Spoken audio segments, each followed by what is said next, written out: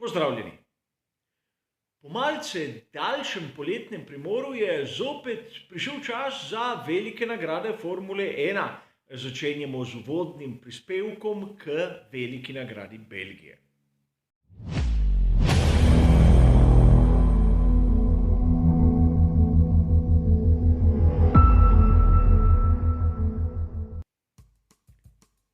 Proga Spa-Francorchamps je dobro znana vsem navdušencem Formule 1. Tu se je odvila marsikatera pomembna bitka za svetovno prvenstvo Formule 1 in mnogi navdušenci komaj čakamo, da bo cirkus Formule 1 se zopet vrnil tu pod Ardene. A verjetno ste opazili, da so tu ovinki poimenovani z imeni in ne številkami. Je sicer navada na vseh klasičnih progah in za vsakim izmed teh imen se skriva določena zgodba oziroma legenda. Kolikor vas zanima, kaj se skriva za vsakim izmed teh imen, sem pred časom naredil poseben prispevek, katerega bližnjico, kot običajno, dobite v samem opisu. In verjetno ste zasledili v mnogih virih, ki se ukvarjajo s Formulo 1, da letos obeležujemo 30. obletnico začetka kariere Michaela Schumacherja prav tu v Belgiji. Mislim, da marsikateri navdušenec že malo da ne sit tiste zgodbe iz leta 1991. Zato se bomo letos ukvarjali z obema bratoma Schumacher, ampak nekaj sezon kasneje, leta 1998. Prav tako na veliki nagradi Belgije. Kot je tu skoraj običajno, je bila tudi tista dirka za veliko nagrado Belgije pretresena s padavinami, ne morem drugače reči. Namreč videli smo prvi štart za varnostnim avtomobilom, kjer pa je David Coulthard sprožil verižno nesrečo, ki je nekako spravila ob rob proge 13 bolidov. Po več kot uri so poizkusili z novim štartom, kjer so pa manjkali 4 vozniki. In prav pri tem ponovljenem štartu se je zavrtel takrat vodilni v skupnem seštevku Mika Häkkinen, moštveni kolega Davida Coultharda, in v Häkkinena je priletel Johnny Herbert. To je pomenilo, da sta oba odstopila in Damon Hill v Jordanu se je znašel v vodstvu. A vodstvo Damona Hilla ni bilo konec koncev tako presenečenje, saj na kvalifikacijah je bil tretji za obema McLarenoma, takrat z motorji Mercedes. A Michael Schumacher je izkoristil priložnost, njegov naravni talent na mokri progi, ter ga prehitel. Zato je kar hitro dobil prednost tam okrog 30 sekund, ko se je zgodilo nekaj, kar večina navdušencev še danes pomni. Davida Coultharda je hotel prehiteti za krog in boksi McLarena so Coulthardu sporočili, da prihaja Michael Schumacher od zadaj in naj ga spusti mimo. Treba je poudariti, da je deževalo in pnevmatike bolidov Formule 1 so dvigovale za seboj ogromen oblak dežnih kapljic, skozi katerega je bilo skoraj da nemogoče videti. Takrat se je zgodilo tisto, kar marsikdo izmed nas še pomni. Michael Schumacher je priletel v Davida Coultharda, kjer je vozil zares počasno. Dobro nam je znana tista slika, kako Michael Schumacher po 3 kolesih se vrne nazaj v bokse in takoj gre po Coultharda v bokse McLarena. Malo je manjkalo, da ni prišlo do pretepa. In po tej epizodi so se znašli mnogi, ki so trdili, da je šlo za neke vrste zaroto McLarena proti Ferrariju, proti Schumacherju.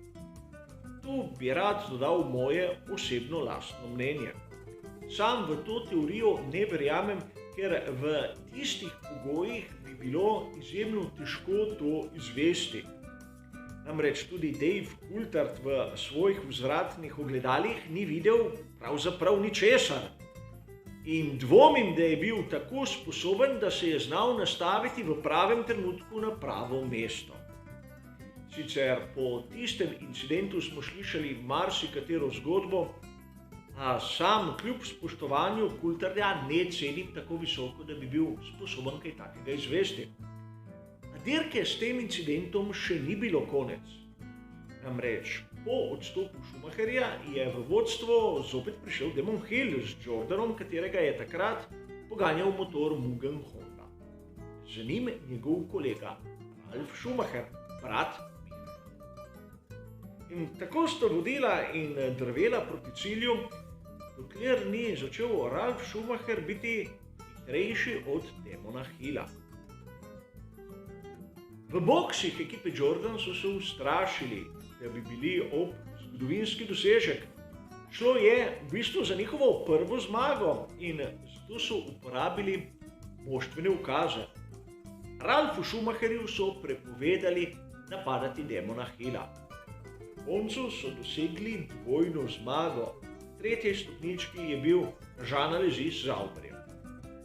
Ralfu Schumacherju ni bilo všeč, kar so se odločili pri Jordanu, čeprav je Ralf pozabil, kako agresiven in koliko nesreč je imel v svoji karieri do tiste točke. Ampak Ralf se ni dal in v spor z Jordanom je vključil svojega brata Michaela. Prišlo je do take točke, da je po mnogih navedbah, tudi navedbah Eddija Jordana, Michael Schumacher izplačal pogodbo Ralfa Schumacherju Eddiju Jordanu in tako naslednje leto zamenjal ekipo ter šel v Williams. Govori se o dokaj visoki vsoti 2 milijonov takratnih britanskih funtov. A seveda tudi to je Formula 1 in videli smo, kako velika nagrada Belgije ni bila srečna ne za enega, ne za drugega brata Schumachera.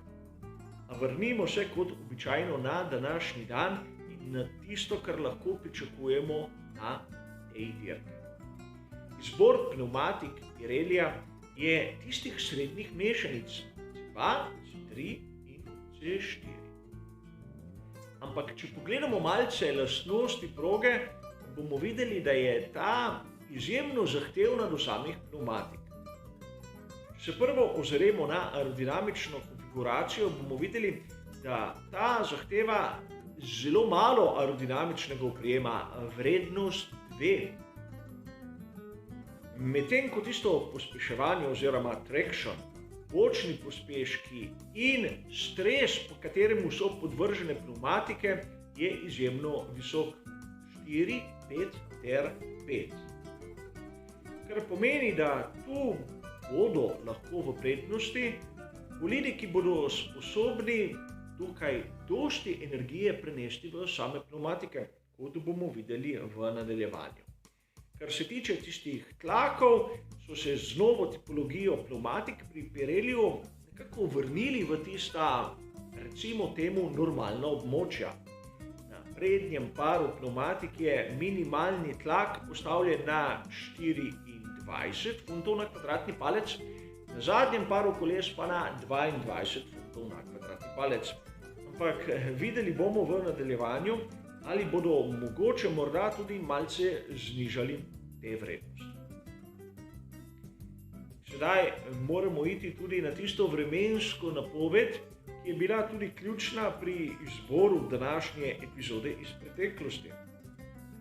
Če mi dovolite citat, ko boste verjetno videli grafiko za petek, soboto in nedeljo, bo marsikdo izmed nas vzkliknil samo dež, dež ter dež.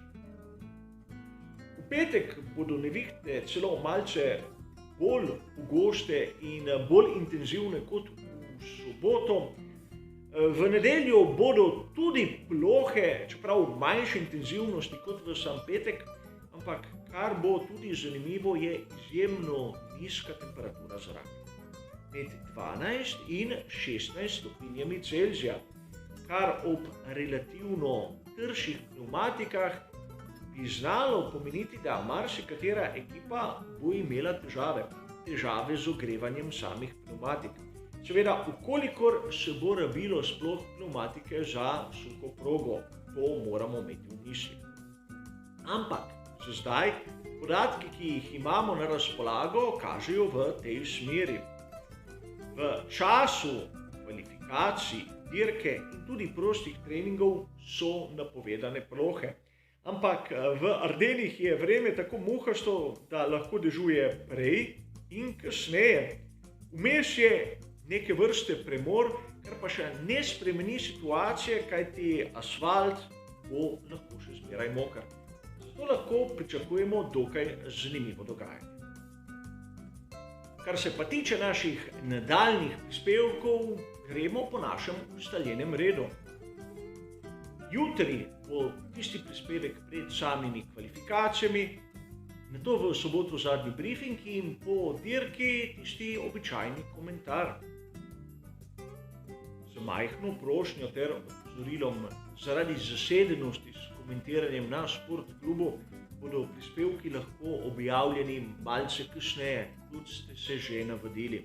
Ampak predvsem v soboto mislim, da bomo online v poznih večernih urah. Ampak upam, da vas to ne bo preveč zmotilo. Kar se pa tiče tega uvodnega prispevka v veliko nagrado Belgije, je to zares vse. Hvala za vašo pozornost in seveda nasvidenje.